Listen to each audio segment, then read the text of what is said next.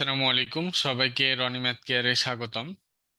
ষষ্ঠ শ্রেণী গণিত ষান্মাসিক সামষ্টিক মূল্যায়ন 2024 সংখ্যার গল্প অধ্যায়ের যে সকল অঙ্ক করা লাগবে এখন সেগুলো দেখানো হবে। তোমরা সবাই খাতায় লিখে নিবে।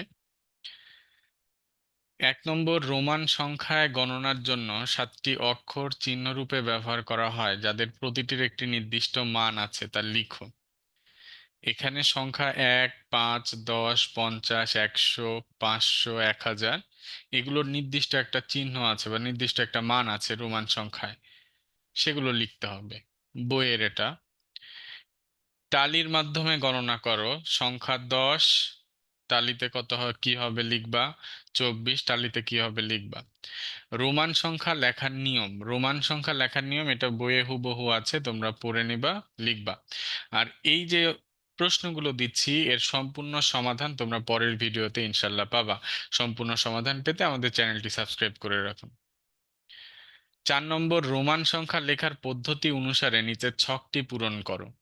তাহলে রোমান সংখ্যা দেখো 1069, এটা কি হবে, 2024 কি হবে, এটা এই পাশে লিখবে রোমান সংখ্যায়। তারপরে আমরা দেখতে পাচ্ছি একটা ঘড়ি আছে, ঘড়িতে কয়টা বাজে সেটা লিখতে হবে, ঘড়িতে কয়টা বাজে সেটা লিখতে হবে এখানে। 6 নম্বর, দেশীয় সংখ্যা পঠন রীতিতে লিখো 1,30,82,524। এটা বইতে আছে হুবহু। আন্তর্জাতিক সংখ্যা পঠন রীতিতে লিখো 274,213,82,524। এটা একদম হুবহু বইতে আছে।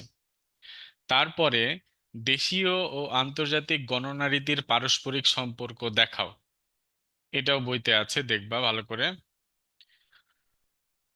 কাগজের ভাঁজে লুকানো স্থানীয় মান নির্ণয় পদ্ধতি ব্যবহার করে 78-এর স্থানীয় মান নির্ণয় করো। এটা দলীয় কাজ। এটা কি কাজ? দলীয় কাজ বা জোড়ায় কাজ হবে। দলীয় কাজ অথবা জোড়ায় কাজ হবে এটা। 10 নম্বর, সংখ্যা রেখা ব্যবহার করে 3+4 বের করি। 11 নম্বর, সংখ্যা রেখা ব্যবহার করে 7-5 বের করি। বইয়ে আছে এগুলো সব হুবহু। সংখ্যা রেখা ব্যবহার করে 3 গুণ 4 বের করি।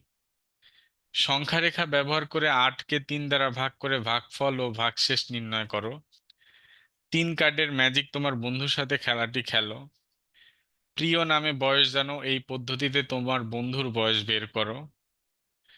এবং এখানে সব থেকে ইম্পর্টেন্ট যেটা, এটা হলো পাজেল। একটি তালা খোলার জন্য নিচের সংকেতগুলো ব্যবহার করে 4 অঙ্কের কোড নির্ণয় করো। এটা বইয়ে আছে একরকম, আমি আরেকটা আলাদা সংখ্যা দিয়ে দেখিয়েছি। এটা যদি নির্ণয়ের কেউ পদ্ধতি জানো তাহলে খুব ইজিলি এটা নির্ণয় করা যায়, কিন্তু মনে রাখবে এটা বিস্তারিত লিখতে হবে, শুধু কোডটা লিখে দিলেই হবে না।